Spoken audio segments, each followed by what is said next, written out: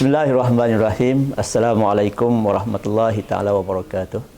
Alhamdulillahirabbil alamin wassalatu wassalamu ala rasulil amin wa ala alihi wa sahbihi ajmain. Qala rabbi shrah li sadri wa yassir li amri wa hlul 'uqdatam min lisani yafqahu qawli. Subhanaka la ilma lana illa ma 'allamtana innaka antas samiul alim. La haula wala quwata illa billah. Alhamdulillah, pertamanya para penonton yang kami hormati sekalian, kita bersua lagi dalam siri perkongsian program-program ataupun pendidikan yang telah dilakukan oleh para akademik di Akademi Pengajaran Islam Muslim Malaya. Dan alhamdulillah pada pagi ini, pada kali ini kita akan mendengar suatu perkongsian yang hebat insya-Allah berkenaan satu kajian yang telah dijalankan oleh Profesor Madya Dr. Siti Ani binti Bashir daripada Jabatan Siasah Syariah Akademi Pengajaran Islam Muslim Malaya yang bertajuk Faktor Insaniah dalam Pelaksanaan Sistem Pengurusan Kualiti SPK ISO 9000 di Kerajaan Tempatan. Dan pendidikan ini adalah merupakan suatu pendidikan di bawah geran pendidikan UMRGP. Okey, Doktor. Alhamdulillah, terima kasih Doktor kerana sudi untuk berkongsi hasil ataupun tentang kajian Doktor dalam program perkongsian kita pada kali ini. Dan boleh tak Doktor terangkan sedikit mengenai kajian yang telah Doktor lakukan? Okey, Assalamualaikum warahmatullahi wabarakatuh.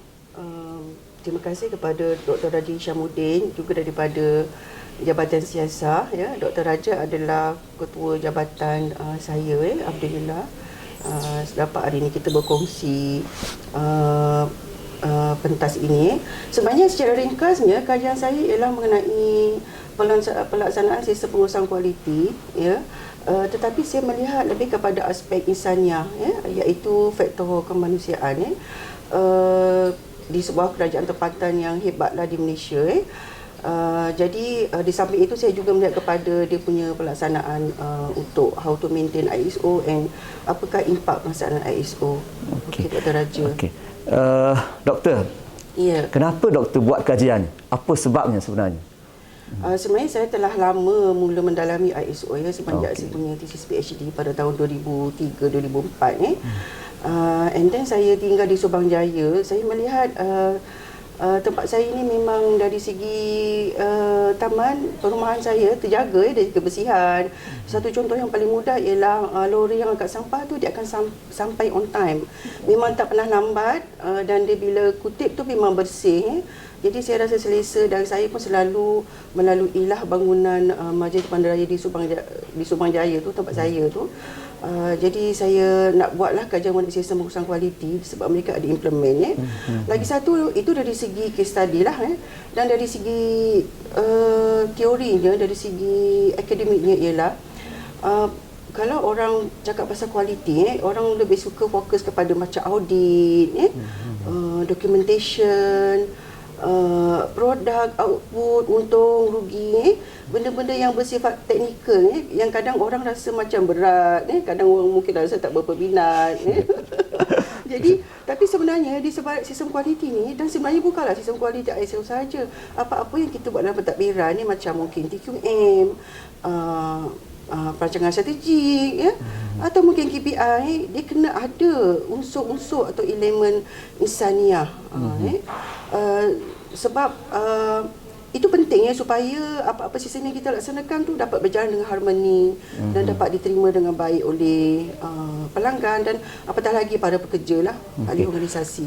Boleh tak Doktor spesifikkan lagi apakah yang Doktor maksudkan dengan elemen insaniah itu, faktor insaniah itu sebenarnya? Insaniah ni, ya, kalau mengikut Sarjana Lewis, ya, insaniah ni bermaksud unsur yang berkait dengan kemanusiaan, gelagat kemanusiaan, gelagat pekerja.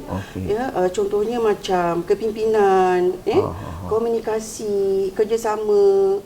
Latihan pun dilihat daripada aspek insaniah. Dari perspektif Islam pula, ya, sebenarnya manusia ni mempunyai satu kedudukan yang unggul, yang tinggi, sebab semenjak tercetusnya revolusi perindustrian pada abad ke-17, apa yang berlaku ialah ahli ekonomi barat telah mengkelaskan faktor pengeluaran kepada 4, iaitu tanah, buruh, modal, dan ya, landlord, lagi satu landlord. Tuan tanah. Landlord ni macam istilah kita macam tuan tanah. Tuan tanah. Tauke lah Okey. usahawan. Usahawan. Okey. Ada 4 itu, termasuk satunya kita labor ya. Labor. Labor tu pula ada buruh yang tak mahir, separuh mahir dan mahir. Macam kalau golongan yang pakar cekak tu mungkin dia panggil buruh mahir. Seolah-olah manusia ni sama je, macam tanah juga. Macam capital modal juga macam bangunan yang kita duduk ni, bangunan modal ni. Tapi dalam Islam manusia ni bukanlah faktor pengeluaran manusia ni adalah khalifah, agent ya. Sebab kita ni dilahirkan ke dunia ni sebagai khalifah, maknanya kita ada memegang tanggungjawab kepimpinan ya. Seperti ayat Quran surah Al-Baqarah ayat 30 ini ja'ilun fil ardi khalifah. Sesungguhnya Allah Ta'ala berfirman, sesungguhnya aku hendak menjadikan seorang khalifah di muka bumi. Maknanya kita lahir ni dengan tanggungjawab kepimpinan. Kita jadi ejen. Selain itu ada juga ayat Quran surah At-Tin ayat 4 laqad khalaqnal insana fi ahsani taqwim. Sesungguhnya kami telah ciptakan manusia dengan sebaik-baik kejadian. Allah Ta'ala mengiktiraf kita ni sebaik-baik kejadian. Jadi memang tak bolehlah kita nak samakan manusia ni dengan semua yang lain macam alat-alat ni. Dan juga Al-Isra surah Al-Isra ayat 70 laqad karamna bani Adam dan sesungguhnya kami telah memuliakan anak-anak Adam kami firman Allah Ta'ala dan sesungguhnya kami telah memuliakan anak-anak Adam dan kami angkat mereka di darat dan di laut boleh menguasai kenderaan dan kami beri mereka rezeki yang sebaik-baiknya, yang baik-baik dan kami lebihkan mereka di atas banyak makhluk yang kami ciptakan dengan kelebihan yang sempurna Jadi di situ menunjukkan insan ni darjatnya tinggi Jadi dalam Petak Firaun begitu, diletaklah di tempat yang sebaik-baiknya supaya dalam sistem pengurusan kualiti ke pengurusan organisasi ke walaupun apa sistem yang kita guna kita memegang peranan yang penting biarlah kita yang menguasai sistem tu, jangan sistem tu yang menguasai kita. Betul. Okay. Betul tak Raja? Betul. Cuba tengok Raja ni. Cantik tak? Cantik kan? Ada warna hijau, ada pink, berseni lah, kita pun suka tengok. Macam tu juga kalau kita buat sistem pengurusan kualiti dia bukanlah terlalu macam rigid teknikal tapi kita nak dia dilaksanakan secara fleksibel, berseni seolah-olah satu jambangan bunga yang cantik yang urus suka tengok. Betul. Okey, betul. Kalau macam doktor dah terangkan yang dimasukkan dengan faktor insaniah. Secara spesifiknya kenapa doktor pilih organisasi itu untuk mengkaji faktor insaniah tersebut? Adakah sebab-sebab ataupun kelemahan ataupun kelebihan yang doktor dapati daripada organisasi tersebut? Saya of course lah, kita sebagai pengkaji kita memang suka melihat kepada problem statement kan, masalah Tapi saya melihat membuat kajian ni, saya bermula dengan komitmen MBSJ, Majlis Madrasah Sumbangjaya ni kepada kualiti, pada aspek kualiti. Saya masa nak pilih pun saya agak confused. Kalau memang dah ada baik, buat apa saya nak pilih Lepas tu saya bincang dengan saya punya rakan penyelidikan di UK, Profesor John Davis dia mengatakan apa yang MBSJ ni buat. Saya pun cerita dia buat, dia ni okey kalau macam tu you kata you pilih dia sebab dia ada komitmen yang tinggi pada kualiti. Jadi saya memilihnya lah. Dan satu yang menarik, MBSJ ni dia antara penerima anugerah, banyak anugerah, dia menerima banyak pencapaian kecemerlangan antaranya anugerah inovasi Perdana Menteri, anugerah Green Technology, pembangunan lestari, Sustainable Development dan juga dia menjadi projek pilot study untuk UNESCO untuk perbandaran yang baguslah, smart city. Jadi dia ada kelebihan-kelebihan yang menarik. Dan juga MBSJ ni dia ada satu kawasan pencapaian yang sangat besar daripada Petaling. Petaling tu pun dah besar kan? Petaling. Kota Damansara, very developed zone dan ramai penduduknya pun di kalangan mereka yang berpendidikan tinggi, high educated, high income, di mana kita biasanya melihat orang seperti ini memang kritikal lah kepada aspek kualiti, dia punya demand, dia punya komen.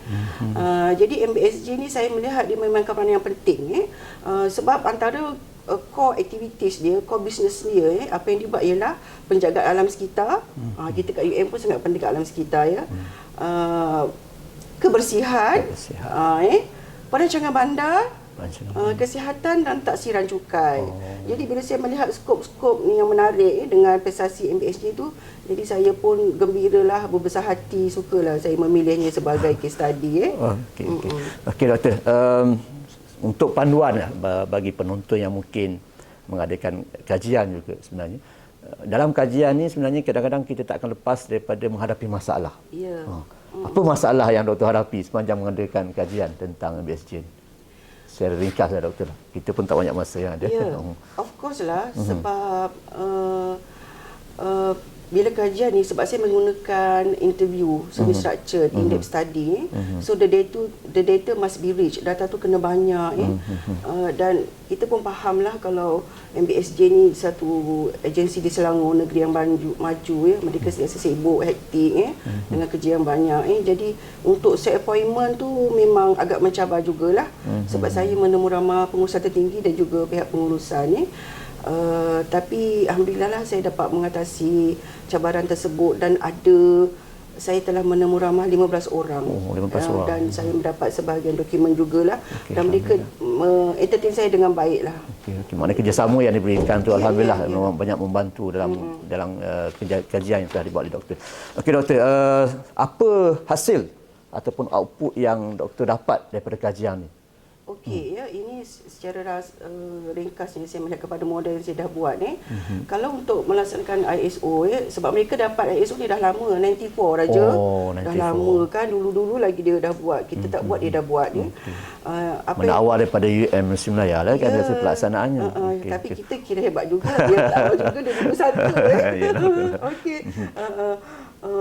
Apa yang perlu dibuat ialah kena ada pengurusan sumber, realisasi produk, masuk perkhidmatan yang tadi itulah, taksiran cukai, pembandaran, kebersihan, work procedure. Of course kalau kerja ni kena adalah juga work procedure kan, kalau tak ada macam mana. Lepas tu kena audit, kena ada management review, mesyuarat kajian pengurusan pihak tertinggi dan continuous improvement. Ini mungkin antara dapatan yang utama lah. Apa dapatan utama. Jadi untuk dalam melaksanakan ISO di Masjid Bandaraya Subang Jaya ini, faktor insaniahnya ialah strong leadership. Saya sebut secara ringkas dulu lah ya. Strong leadership, effective communication, professionalism, performance measurement, pengukuran prestasi, training, reward and recognition, perseverance ni apa? Ketabahan. Keazaman, zeal dan juga teamwork. Okey? Mungkin Raja nak minta saya terang sedikit sebanyak. Boleh doktor. Sila tentang contohnya kan macam strong leadership ni. Dalam ISO ni, kalau yang lama dulu dia tekankan kepada management representative, perwakilan pengurusan ni. Tapi yang baru ni yang 2015 ni, dia menekankan kepada leadership. Maknanya leadership has to be accountable. Mereka kena terlibat sama, mereka kena ambil tahu, dan mereka kena mengatasilah sekiranya ada apa-apa isu yang timbul. Macam di MBSJ ni, memang kepimpinan dia memberi komitmen yang tinggi. Mereka bila mesyuarat tu memang salah satu agendanya tu ialah pengurusan kualiti. Macam yang di pertuanya, ada masa dia akan turun padang naik basikal. Menarik tu. Basikal apa tu? Basikal chopper. Dia pergi dekat deretan kedai tu, pergi kat belakang kedai, tengok kalau ada sampah ke. Maknanya dia memang turun padang sendiri tengok. Alhamdulillah. Teringat kita macam Saidina Umar dulu kan. Turun melihat rakyat macam mana. Dan beliau juga percaya bahawa penambahbaikan dalam kualiti ni akan membawa Majlis Bandaraya ni ke arah inovasi lah. Jadi beliau terbuka lah kepada aspek penambahbaikan, input dan of course lah sebab Selangor ni negeri yang termaju di Malaysia. So akan berlaku ekspektasi yang tinggi lah, jaga yang tinggi daripada kerajaan negeri, daripada rakyat sebab MBSJ ni dia dah dapat anugerah inovasi Perdana Menteri. Dia mendapat 5-star rating yang tertinggi di Malaysia untuk agensi awam. Jadi dia nak maintain lah, dia nak kekalkan dia punya prestasi dia tu. And then dari segi komunikasi pun menarik sebab 80% tugas pengurusan ni sebenarnya berkomunikasi. Jadi dengan di MBSJ ni komunikasi memang berkesan online, tak online. And then salah satu contoh saya jumpa dalam website dia, minit mesyuarat pun ada dalam website dia. So kita boleh baca the minit tu, apa yang berlaku, apa tindakan yang dibuat, apa tindakan yang dibuat daripada komen pelanggan. Salah satu yang saya tengok contoh kat situ ialah ada penduduk yang mengadu jiran dia rumahnya tu di-convert jadi tempat perniagaan, jual burung. Itu banyak berlaku mana-mana pun banyak. Itu memang banyak. Dia jual burung. Yang buat kedai pun ada kadang-kadang tu kalau kita tengok. So dia kena ada lesen kan? Sepatutnya lah. Jadi dia ada good way of communication lah, dia terbuka. And then dari segi profesionalisme ni ada dua ciri sebenarnya. Yang pertama kena menerima input. Yang kedua dia kena sentiasa belajar. Macam MBSJ ni walaupun dia dah maju, tetapi dia still belajar daripada organisasi lain. Macam dia buat benchmark. Contohnya dia buat lawatan di Jabatan Kastam. Jabatan Kastam pun bagus. Majlis Bandaraya Johor Bahru yang memang juga cemerlang dari segi kualiti. Jadi dia terbuka dan pegawai dia pun pergi training, buat juga lanjutan pelajaran master ke PhD. And then dari segi performance measurement pun menarik. Ini mungkin satu istilah yang agak baru, iaitu pengukuran prestasi. Kalau dalam jurnal-jurnal memang dia agak baru. Di sini ialah dia nak melihat bagaimana kalau kita mentadbir ni kualiti ke atau yang sebagainya, kita kena melihat prestasi tu. Bukan setakat tengok, tapi kita kena ukur supaya lebih detail. Kenapa kita nak melihat prestasi tu tercapai ke tak? Kalau tercapai tu kenapa? Kalau tak tu kenapa? Jadi dia bukan semata-mata mengukur di MBSJ ni, tapi dia melihat kepada, for instance, kalau berlaku isu mungkin tak tercapai sebab kurang sumber. So dia kena ambil sumber baru. Kurang cekap, dia kena buat latihan. Atau kurang bajet, dia kena suntik bajet. Mana ada penambahbaikan lah setiap apa yang berlaku. Dia bukan setakat mengukur and then you punish the people, you punish your staff. No. If something has gone wrong, you have to take action and deliver the action supaya benda tu berjalan dengan baik. Training latihan pun dibuat dan dia MBSJ ni dia lebihkan training dalaman in-house training supaya lebih ramai staff dia boleh ikut. And reward and recognition ini pun penting sebab kita bila cakap urusan kualiti dia yang kita bayar sebenarnya audit kan. Kita dokumentkan, documentation, benda-benda yang basic itu hanya juzuk kecil tapi actually urusan kualiti ni as a whole for the organisation. Macam MBSJ, dia kena pantau satu MBSJ Kota Damansara, segi Petaling, kebersihan, kesihatan, pengangkutan. Jadi of course kita boleh bayangkan macam penguatkuasa nak tengok kapak dekat Sumanjaya tu pun hot place juga tu, bertindak-tindak boleh gaduh. Jadi dia check tu kan. Jadi kita boleh bayang daripada pegawai mungkin sampai technical man, engineers dia termasuklah kepada penguatkuasa yang turun padang tu, kita boleh bayang kerja dia banyak kan. Jadi apakah reward yang mereka terima? Jadi apa yang MBSJ buat ni, mereka kalau dapat post dari UJPA, mereka cepat-cepat bagi pada staff supaya mereka dapat post tetap atau mereka dapat naik pangkat. Dan juga mereka bagi goodies. Kadang ada masa dibuat dinner. Kalau untuk support staff, dinner goodies ni sangat penting. Betul, mereka betul. suka. Jadi kita tak boleh macam mengabaikan segmen-segmen yang berbeza ni keutamaan mereka. And then perseverance ni apa? Ketabahan lah. Of course lah kita apa-apa kita buat ni kualiti ke pengusaha halal ke KPI ke kena tambah. Dia kena tambah kan. Betul. Kena sabar. And then teamwork pun tak jadi isu. Alhamdulillah. Memang menarik lah apa yang berlaku di MBSJ ni. Okey. Terima kasih Dr. Sekarang ni sebabkan kita pun masa tak banyak Doktor. Yang terakhir daripada saya, impak daripada kajian doktor ni. Apa impak yang? Okey, dari segi impak, alhamdulillah kajian ini telah menghasilkan satu buku manual kualiti yang telah dijual di Shopee online. Tahniah Doktor, tahniah. Telah menyertai pameran penyelidikan.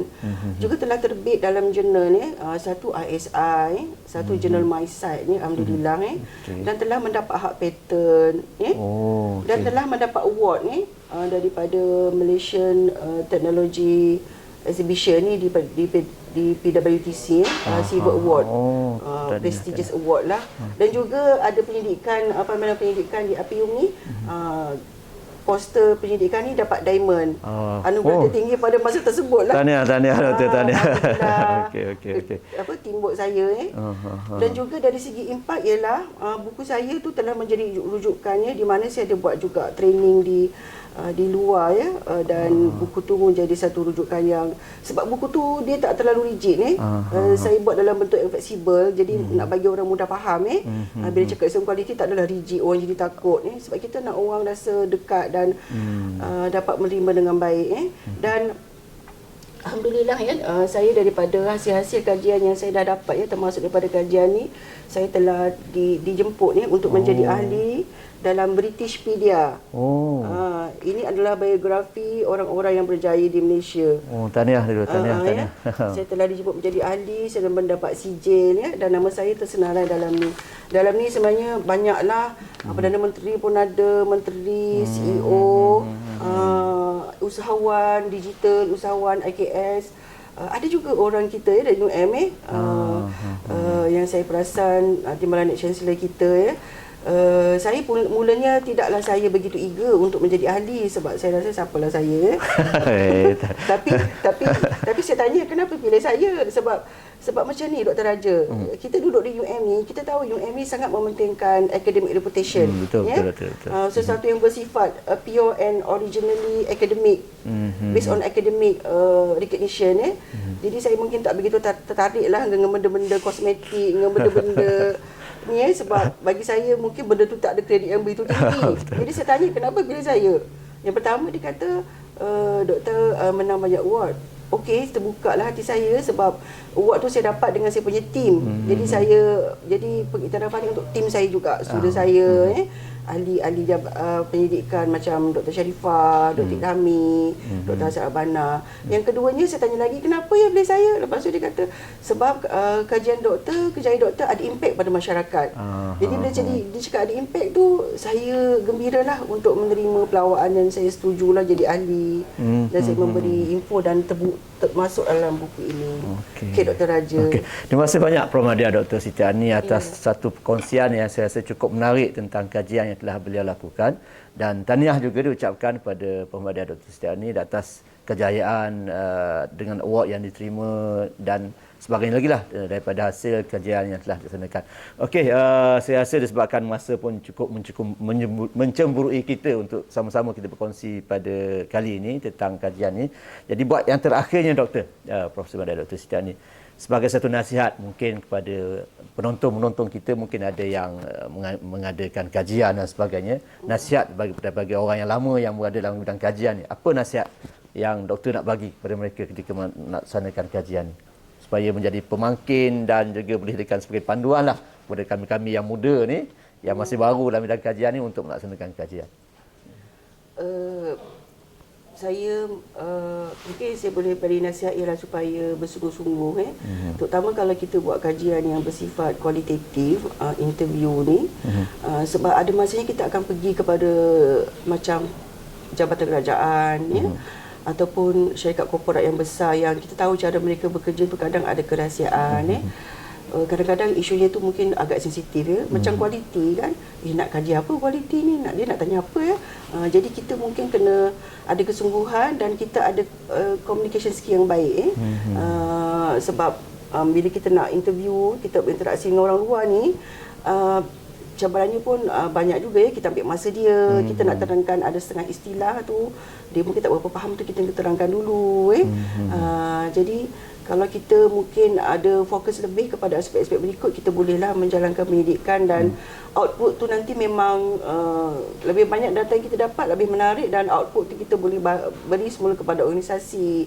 kepada masyarakat sebab kajian ni sebenarnya bagus sebab dia boleh memberi kita kepuasan yang tinggi lah insya-Allah sebagai ahli akademik Okey, terima kasih banyak Prof. Madya Dr. Siti Ani atas perkongsian tadi dan juga nasihat yang telah diberikan kepada kita semua dalam melakukan kajian. Semoga apa yang kita kongsikan pada kali ini memberikan manfaat kepada kita semua, dan saya rasa setakatlah sahaja sesi hasil perkongsian pendidikan pada kali ini, dan saya ucapkan terima kasih ke atas semua atas kesudian untuk menyaksikan, menonton kita punya perkongsian pada kali ini. Semoga kita semua dalam keberkatan Allah Subhanahu Wa Taala insya-Allah sentiasa. Terima kasih lagi sekali lagi Pemuda Darul Setiani, dan kita tangguh dulu sesi perkongsian kita pada kali ini. Terima kasih. Assalamualaikum warahmatullahi taala wabarakatuh.